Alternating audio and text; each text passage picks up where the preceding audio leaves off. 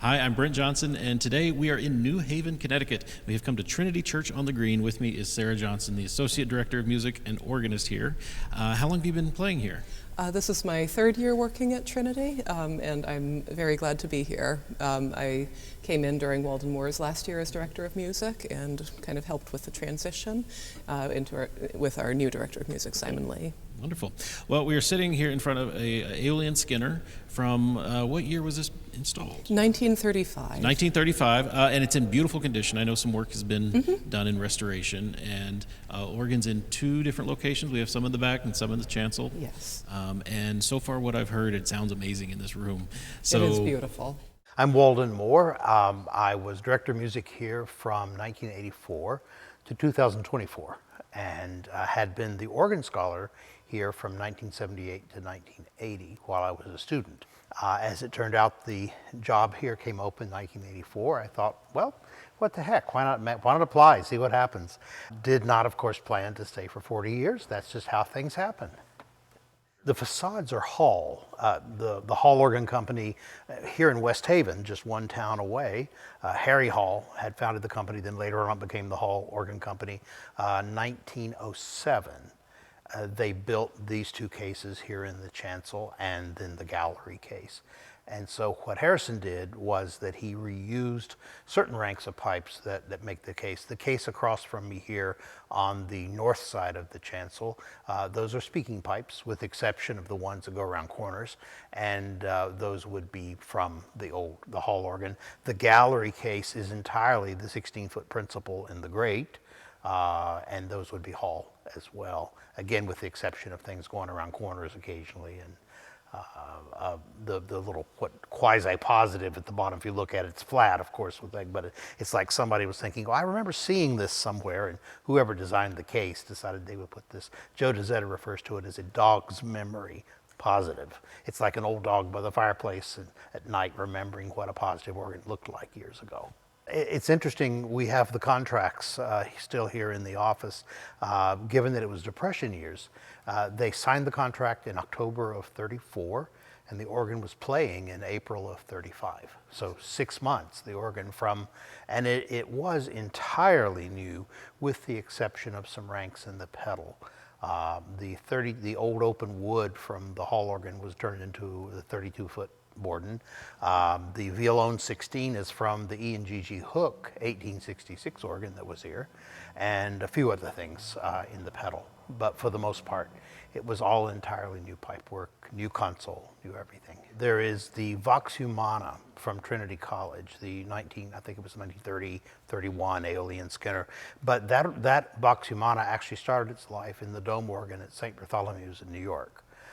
It had been taken from there, put in the Trinity College organ. When Trinity College organ was taken out, it made its way here. And the tuba is also from Trinity College, the solo tuba. I mean, I think the college organ preceded this one by about 4 or 5 years. Both were pretty much solely the work of Harrison. I don't believe Mr. Skinner had much to do with the college organ. Of course, he was still associated with the company in 1930, but by 1935, when this organ was built, Mr. Skinner was no longer a part of the company. There are parts of this organ that do indeed hearken back to the E.M. Skinner days. I mean, just the chest design, for one thing, is pretty much pure, I think, Skinner. There are some modifications that they made. What's interesting is that there are magnets in this organ there's wood cap magnets from the E.M. Skinner era. There are Aeolian magnets. This entire chancel organ is running on Aeolian magnets left over from the Aeolian company when they merged, and then the entire gallery organ runs on Aeolian-Skinner magnets. I mean, it is definitely a Harrison organ when you listen to the choruses, but there are, again, elements. The English horn, I think, is probably pretty much E.M. Skinner, as E.M. Skinner would have done it, though on much lower pressure than Skinner. One thing about this organ was they were experimenting with lower pressures. Senator Emerson Richards actually was not an advisor by any means, but was, of course, a good friend of Harrison's after the work with Atlantic City. And Senator Richards and Harrison put their heads together on some of the things. For example, this organ originally was designed to have a harmonic flute 8. on the grate. It ended up with the Borden, and that was Senator Richards, for some reason, insisted on that. Harrison acquiesced, and we have the 8-foot Borden in the gallery grate. The organ is very shallow, which is one of its real successes. If you go into the expression boxes are side by side, the swell and the choir. The swell is stacked in 3 levels. There are three chests, one on top of the other, with a decent amount of space in between them. And then the choir is in 2 chests. There was actually a preparation for a 7-rank sesquialtera, which was another one of Senator Richards' interests, where there would have been a 3rd chest in the choir, but it was never added. The wiring is actually there to this day, but there's no chest. And the shades there's 24 shades, I believe, on each division. They're extremely thick, very effective. And 2 big 16-stage whiffletree engines run those shades, and so they're extremely fast, considering the day again, the technology. And they've simply been they've been re-leathered twice in my memory. We laugh, we say the organists here use them so much that they keep wearing them out. Tuba was from Trinity College. It was added about 1977. David Broom of the Austin Company revoiced it from 20 inches of wind to 13, because 20 would have run us out of the room here. There was no place to put it in enclosed. There was not room in the choir, for example, to put that rank, given that it was a sesquialtera for that 3rd chest would have been original. So it's mounted on chamade, and the only reason for that is space. It was not mounted for sonic purposes, but it has actually made it very effective. And the nice thing is that you have reeds in the grate, front and back organs, so it's not used as a chorus reed. It wasn't ever intended as a chorus reed. It is strictly a solo voice, and therefore David was able to voice it at that level. I'd like to hear some of it. Let's share with our viewers. So where would you like to start here? Okay. Well, so we are working on a restoration project. Okay. And we were just talking about the toe studs down here as well. There are a few things that are getting kind of put back to the original. It will be a fairly historic restoration. Wonderful. So everything currently is pneumatic still. We have 8 generals and 7 divisionals for the swell and grate, and then 6 for the choir. And we have our pedal divisionals down here, 1 through 5, and then 6 and 7 are over here, which is an odd setup. Yeah. So what's going on down here with the toe studs? We've got nave only, which also fires a rocker tab there, and chancel only. So you can switch between playing only the front and only the back organs. Because we only have 3 manuals, but you have those 2 divisions layered on top of each other. Yes, and you know, you want to have some of the chancel organ on when you're working with the choir, but also to round out the sound. But sometimes, you know, for example, right now we've got our little thermometer here. You can see it's 58 degrees in the chancel organ and 66 degrees in the back organ. So sometimes it's also handy to be able to toggle one off if they're a little bit out of tune. Well, we should say it is a cool February morning. Yes. Here we had some ice this morning, so the organ might be still warming up with us a little bit. But she's doing all right. Yeah, though. Not too bad. Okay. Yeah. Well, let's start with the gallery. I want to start back there first in the nave.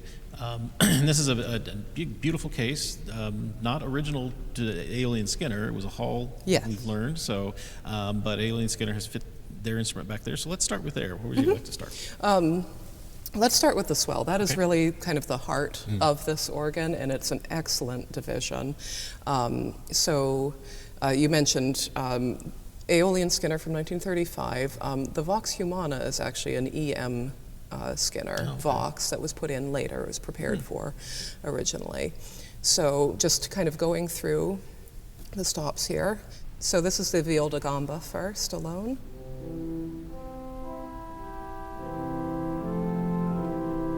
Notice we had a dead note there. That's part of the issues we're facing with the restoration. Here's paired with the celeste.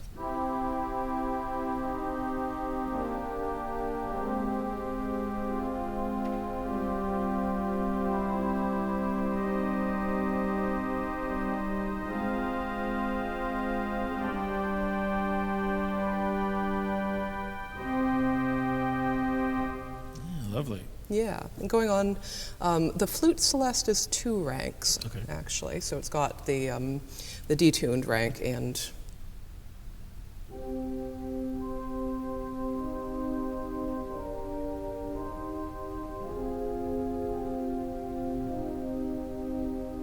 usually you can pair all of the celestes together, and that works well. It's a little out right now, but let's see.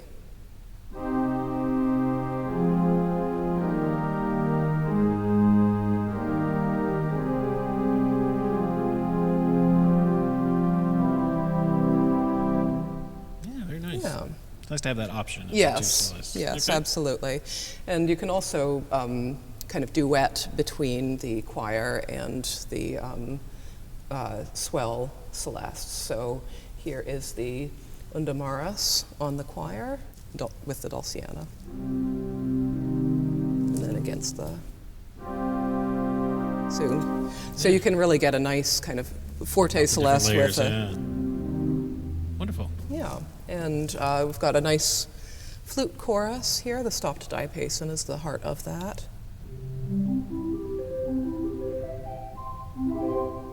Beautiful. And the harmonic flute harmonique here.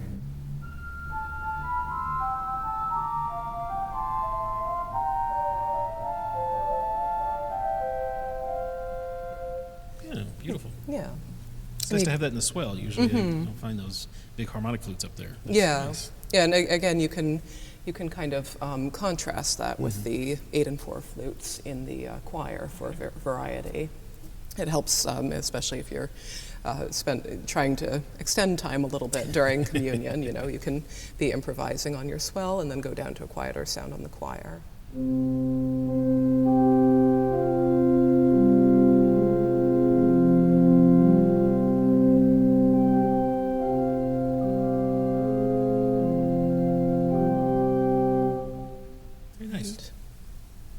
And I do have a 16 flute as well, so you have the true kind of chorus there.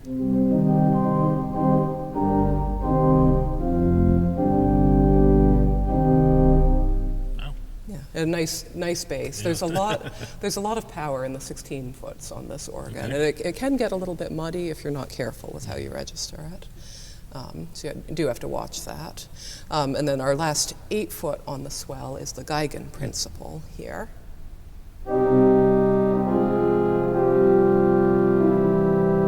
It has a beautiful stringy tone to it. Big and bold too. Yeah, and I use primarily the swell and the chancel choir for accompanying the choir when they're singing, and that really is the effect of a diapason or a principle with them that gives that kind of backbone to it. Okay. So principal chorus, we've got our Geigen principle, of course, you just heard. The octave Geigen, let's hear that alone.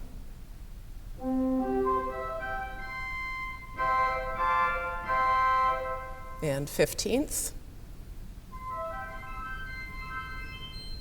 which is gorgeous. All a bit stringy though. Yes. As you expected as well, but yeah.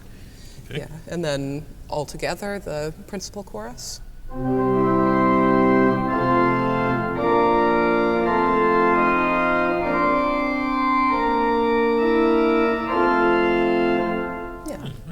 Yeah, and I often will double 8 foots to give a bit more kind of warmth to that sound, warm up the kind of very fundamental sound of the strings.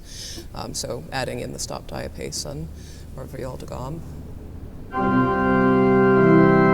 Yeah. And then you can cap it all off with the plongeon. Oh, okay.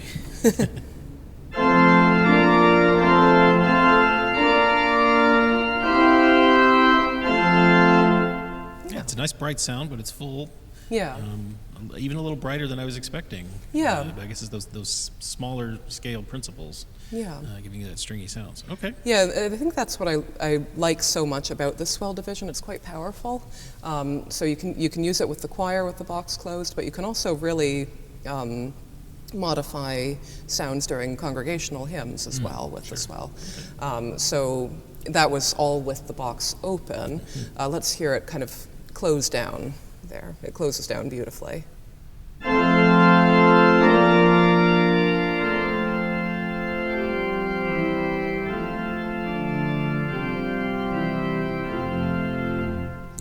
So, and then when you get the reeds in, the reeds are I think fairly fiery and present.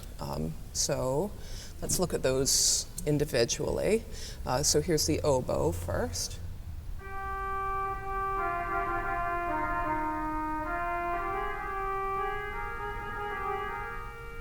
And I like to pair that with the stop diapason and sometimes the flute harmonique here to give a little warmth. It almost has a French horn characteristic to it a little bit. And going to our trumpet, that's one of our brighter reeds here.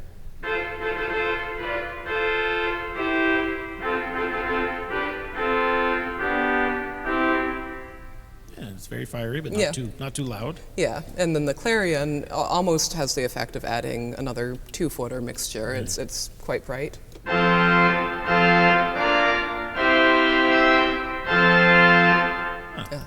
And there's that clarion alone, the 4-foot.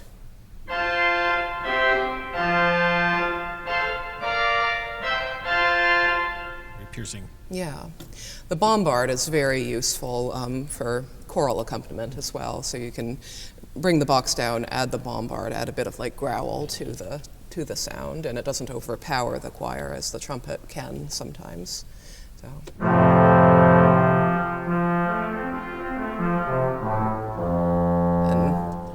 Darker sound. Yes, yeah. So you get kind of your principal chorus in with that bombard.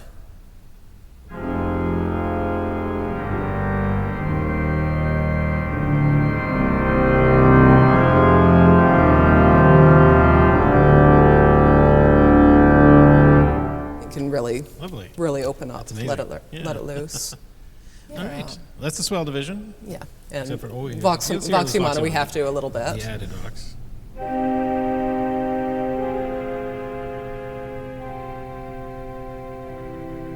Yeah. Lovely. Yeah. So that's that Skinner sound. Yeah. All right. And let's go over to. Let's talk about the choir division. Yes, of course. I heard some of the softer voices there with the Undamaras or the. Yeah. So we talked about the Undamaras and the Lieblish a little bit. So you've got your flute chorus here as well. 8-foot, 4-foot here, and 2-foot flute. And so you can get that all together and have a really nice little.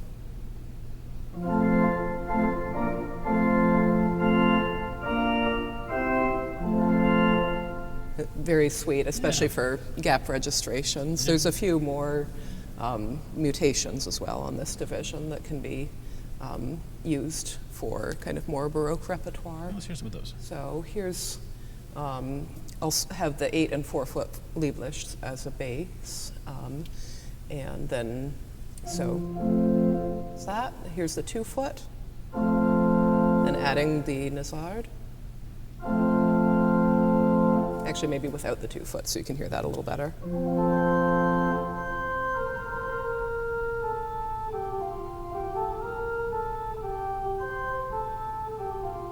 And then adding the tierce to cap that. So you can use that as a kind of solo registration in a trio sonata, but they're very quiet. They're very gentle, Yeah, it's not quite. Again, this is a transitional organ between. it's not the kind of more neo-Baroque kind of later Aeolian-Skinner sound. I can see why the senator would have wanted a 7-rank sesquialter yes. in there. Now that makes a little more sense. Okay. Yeah. All right. So, and you have some very beautiful soft solo sounds on the choir.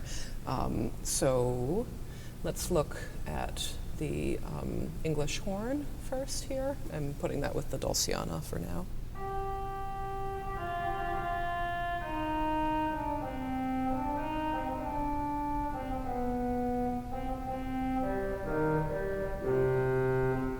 Lovely. Clarinet with the Lieblish gedeckt.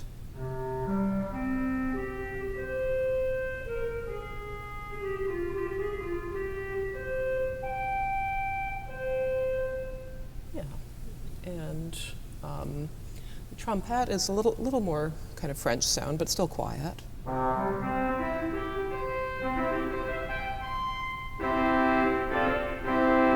Compare that to the swell trumpet for me, just to...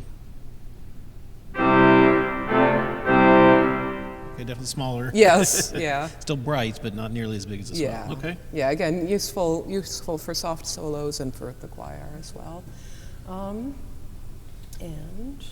And we do have the tuba stop here. That is not in the choir division. So the tuba was added, as Walden said, in 1978, and it's on its own wind system back here that you have to remember to turn on. Yeah. So give that a minute to warm up. But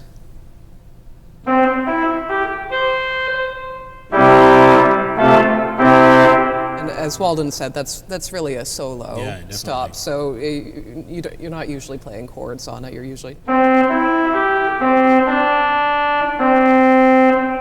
doing a solo of a hymn or something similar. Yeah, definitely pierces the room there with being out on top of the case. It's lovely for tuba tunes. Definitely. Okay. Yeah.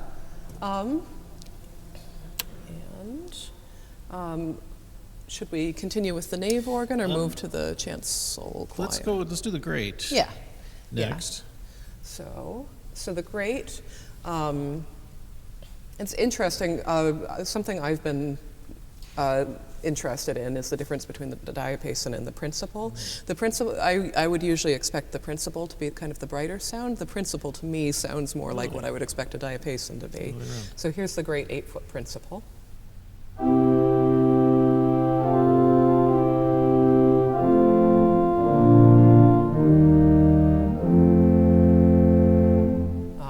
And here's contrasted with the great 8-foot diapason.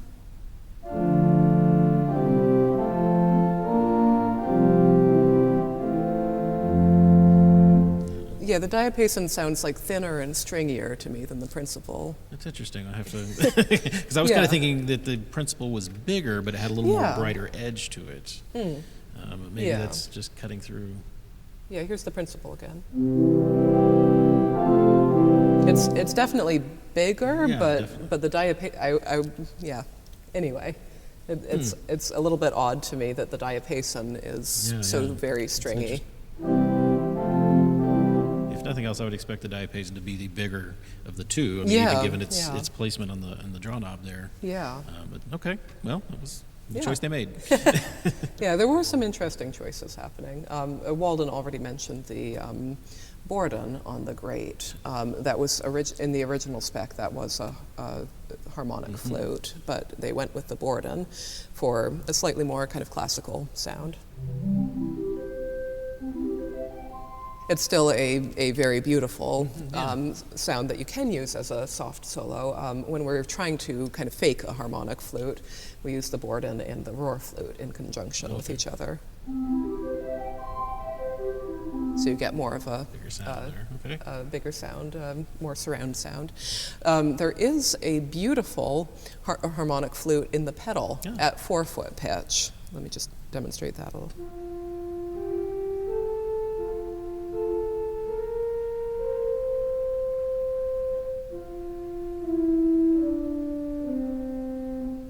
And that's useful every year when we do the Duraflay Requiem for All Saints. There's a beautiful bit in the in parties, and that's quite useful.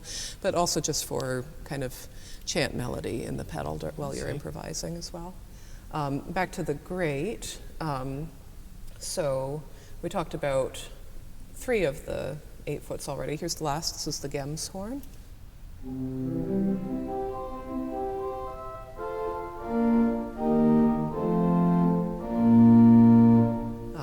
Cutting, stringy sound there. Yeah. And combining all of these together, you get a pretty beautiful.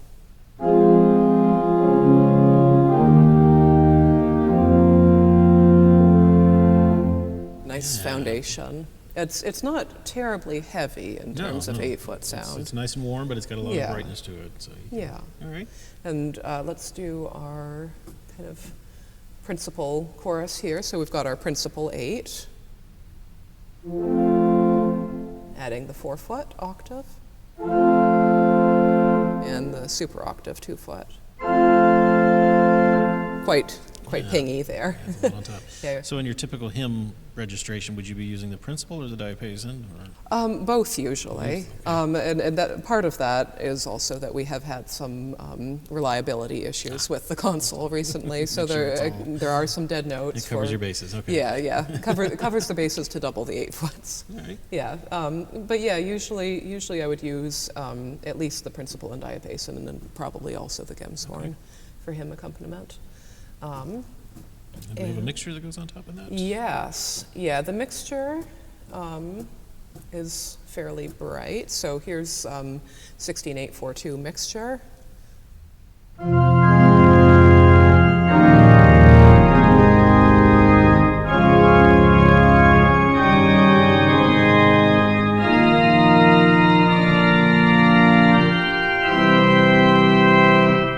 We are a little bit out of tune up there. I haven't been using that much in the winter. It is a February cold morning, so yes. we'll forgive that for now. But that's a great sound. It's a nice full chorus. Yeah. And that's without any mutations or reeds or anything else, just our principals. Okay. Yeah, and again, I find the mutations in this useful mostly for solo kind of sounds rather than mixed in.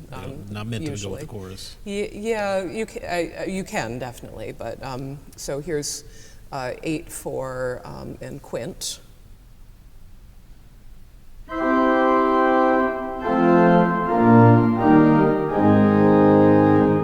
Adds a little bit of color. Yeah, and the tierce on top of that.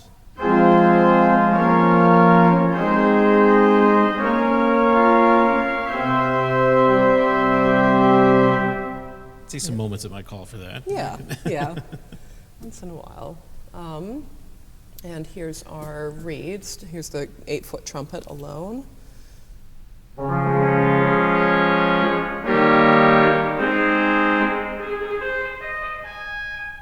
And with the clarion alone, actually, first.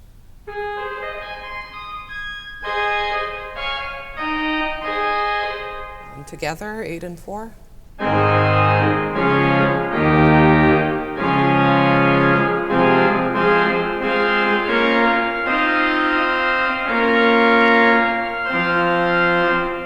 Nice matched pair. Okay. Yeah. And that's again a lovely kind of cap too.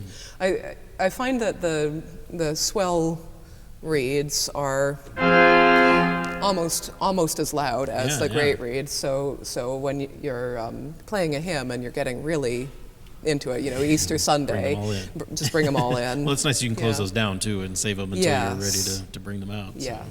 Okay. That adds quite a lot. Well, that's everything back there in the. Well, we didn't talk about the pedal at all. No, there is we haven't pedal in talked about both the parts pedal. of the room. So, what pedal do we have back there in the nave first? So yes. So we have some couplings down from the choir and swell, which I mostly use with choral accompaniment as well.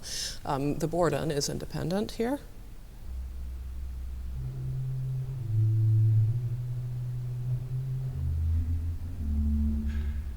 Quite quiet there, yeah. The violone. Nice full sound. That's in the facade, isn't it? I believe so, Yeah, yes. And the principal.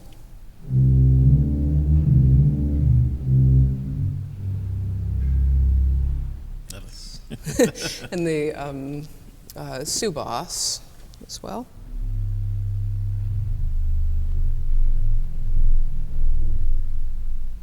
And that is a set of very large wooden pipes on either side of the case in the back. So one thing that's fun with the novices or choristers when they're first starting out is to get them to go up there and play Stand next to the pipes. play low C and get them to put their hand right in the Yeah. pipe so they can feel the wind coming through and how it moves. Show them how this is a real wind instrument back there. Exactly. Very nice. And then let's see, we have the octave 8-foot.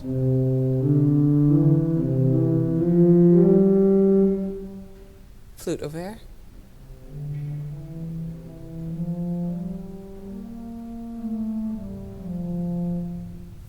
Super octave.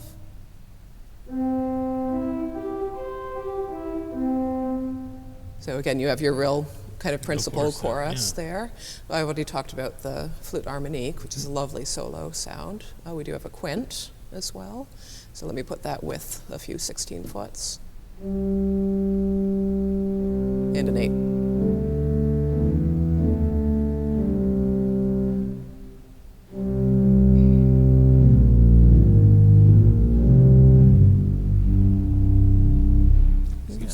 Rumble down there. Yeah. Okay. And reeds, we have bombard 16, trumpet 8, and clarion 4. So here's the bombard.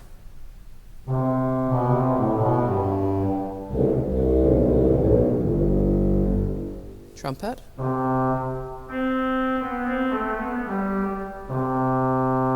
Clarion.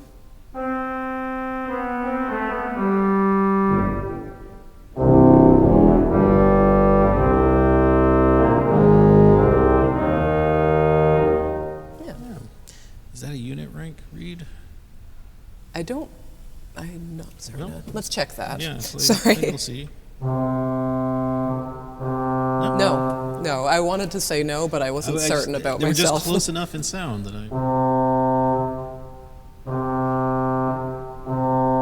I don't think any of them are. Okay. Yeah, so I think those are all separate, which is good because it means I did my stop list correctly. Yeah, very good. I'm in the process of making sure that we have an accurate stop list because there are some quirks to this organ that are not fully reflected in previous stop lists I've seen. For example, this Undamaris that's labeled in the chancel choir was never put in. Oh. And that does appear on several stop lists for this was organ. ready for it. Well, let's talk about things that are in the chancel then here. So they play on the grate and the choir. Yes, and there's a few... And are they divided between the two cases that way as well? All right. Yeah, and there's a few chancel pedal stops as well. So let's start with the choir. Sure, go ahead. Sure. So the nave organ is largely original from 1935. The chancel organ has been altered a few times, most notably in 1949 by Aeolian-Skinner. Okay. So for example, the flugelhorn, which is a lovely solo sound, used to be on the chancel grate and is now in the chancel choir. I see. So here's the flugelhorn.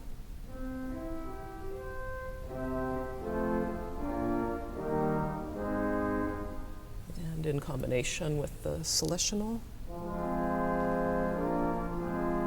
Solitional alone.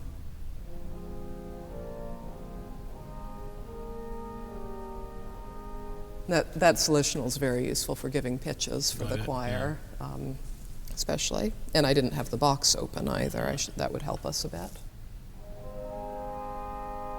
There we go. Okay.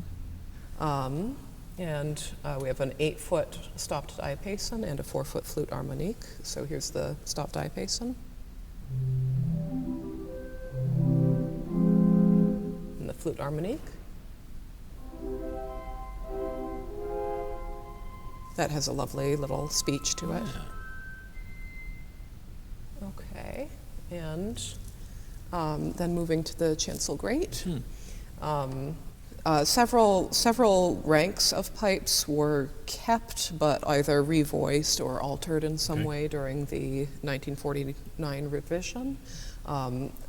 So the forniture and the 15th were added. Okay. Those are definitely from that era.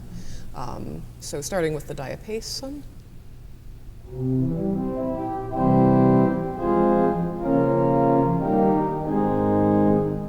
And that's much bigger than I was expecting. Yes. Given how gentle the choir stops are, but I guess that's fair. Okay. Well, it's so the other one of the other quirks about this console, you've probably noticed the swell shoes down here. Yeah. They're very narrow.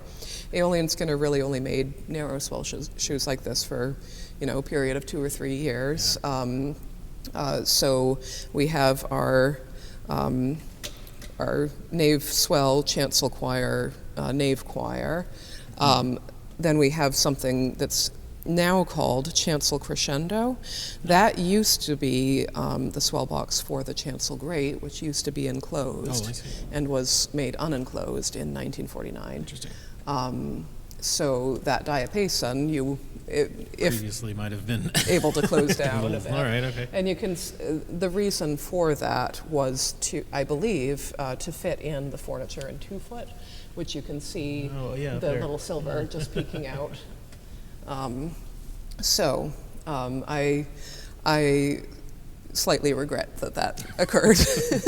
I would like to be able to use that diapason more readily with the choir, for example. It'd be very helpful for them. Let's just say these divisions were probably designed with the choir in mind, yes, more than anything else, not necessarily accompanying the congregation. Although Walden has told me that Huntington Biles, the organist who helped put this in, he liked being able to accompany a hymn starting at the back and moving toward the front as the choir processed in. Makes sense. Yeah. So that's also certainly a choice that could be made. So yes, we heard the diapason. We heard the roar flute earlier in combination with the Borden in the back, but let's hear it alone.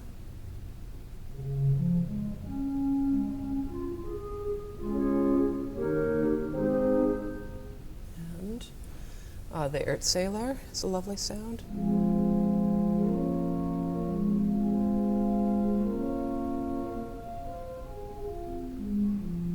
Has almost a bell tone to it that's very pretty. And we have the diapason in combination with the 4 foot octave.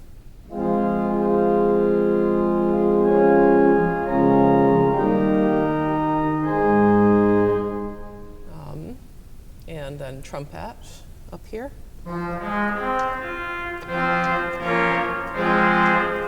And that can be quite useful. We often will do a solo where we have the great trumpet and the chancel great trumpet, so that you get, again, kind of that surround sound. Yeah, very nice. Yeah, and then, so capping off the principal chorus, I'll add the 2 foot and then the furniture.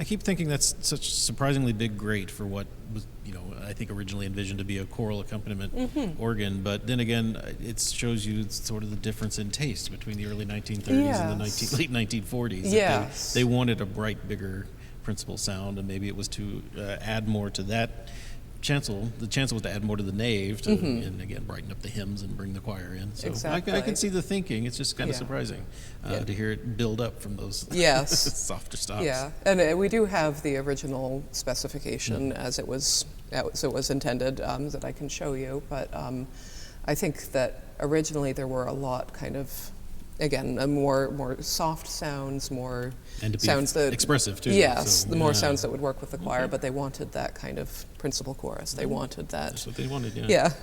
Well, we have a few pedal stops up there. Yes. So we have the Borden 16 foot in the chancel. Again, very useful for orienting the choir within the sound world.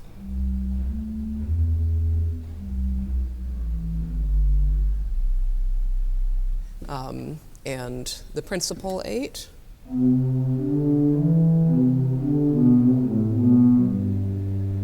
Then choral bass. Let's hear those together.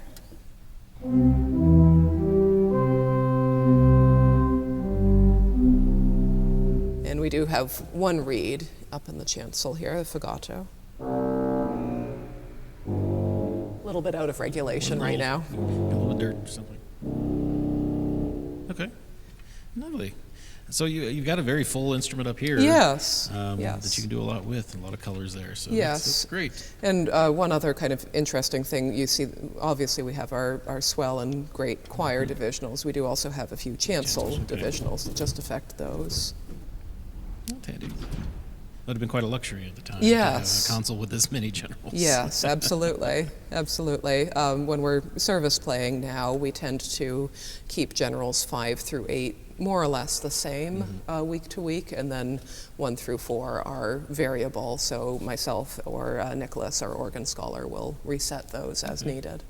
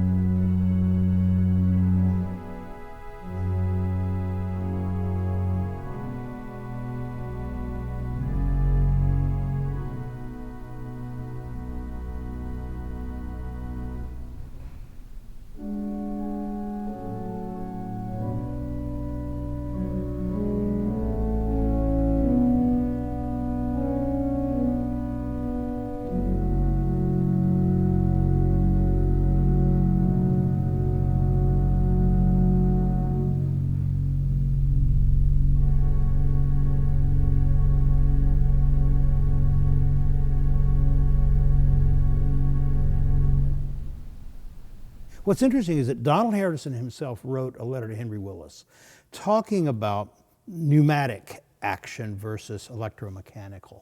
And there was a fight going on between Aeolian-Skinner and Austin and some of the other companies. Austin could give you 15 generals, and Aeolian-Skinner, pre-vertical selector, couldn't, and under certain circumstances. There are famous Skinner organs, like that wonderful organ at St. Paul's, Winston-Salem, has 2 generals.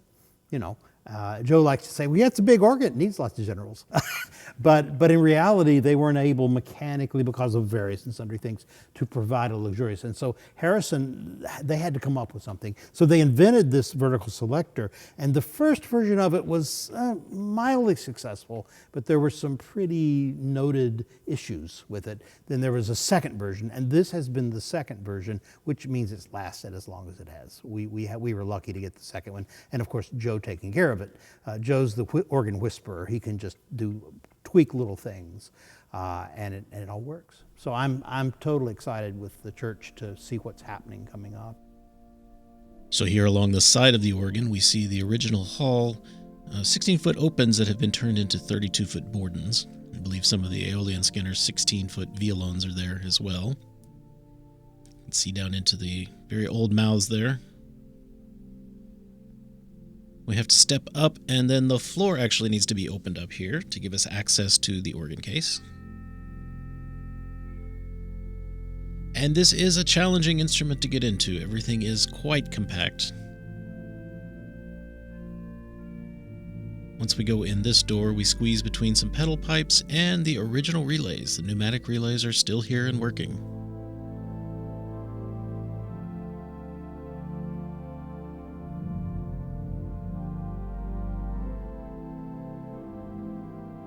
We squeeze past some regulators and some pipes, and eventually we get over to a walkboard that is next to the grate pipes.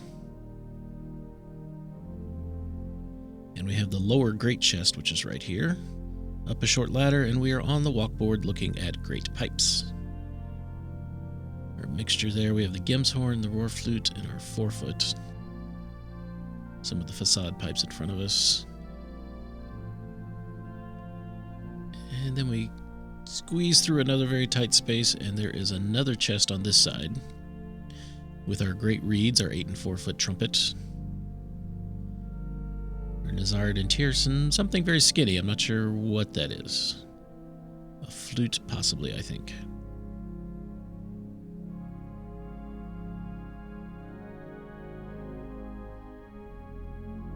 Now behind me is a door, and when we open that door, we are now looking into the choir chamber, which is 3 layers tall. There's a ladder running up and down the inside, so I've taken it down to the bottom. That's the base of the 16-foot Gem's horn in the choir. We see other offset chests in the bottoms of large choir pipes down here. Now I've come up the ladder to the second level. We see the choir clarinet right here in front of us. Of course, the chimes. One interesting thing is all of the flutes are capped metal flutes.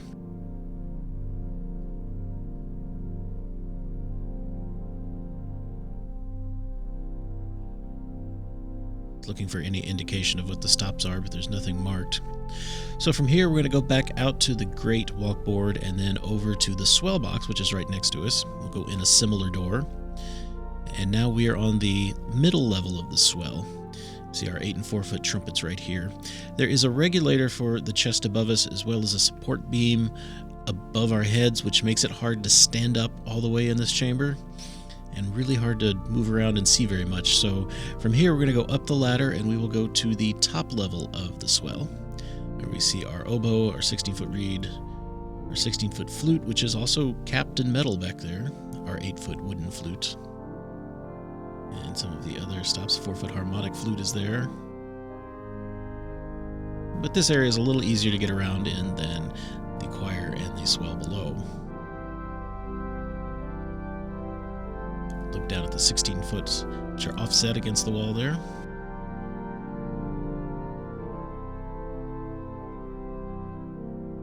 And the camera peeking out through the shades can see the upper level of the grate, which we haven't been to yet, as well as out into the nave. and pedal pipes on that side. So out we go. We go down the ladder and out a door, and that puts us right here at the upper grate. And look down, that's where we came in initially and squeezed through very tight space.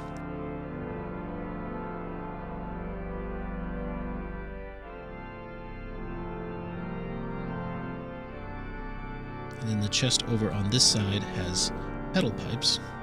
Well, just to look, here's the door we came through from the swell, the ladder that goes all the way down to the floor.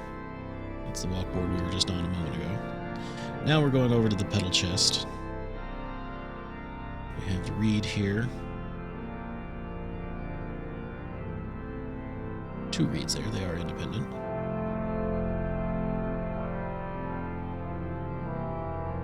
And we can see our 4-foot pedal flute, which is called flute harmonique at the console, but here it's just called pedal flute, and it is in fact a triangle flute. Just looking all the way down the other side, we can see there's kind of pipes stuck everywhere in this part of the organ.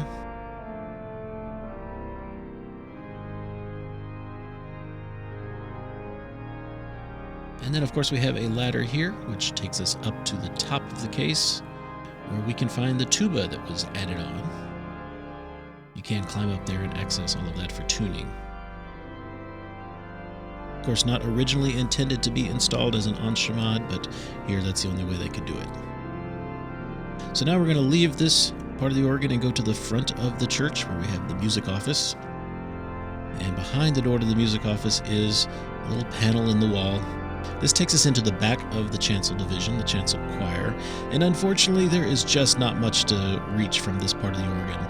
And in fact, it turns out it's actually easier to get into these divisions by taking pipes out of the facade, which we did not have time and access to do, so I'm afraid we just have to enjoy the facade of this part of the organ.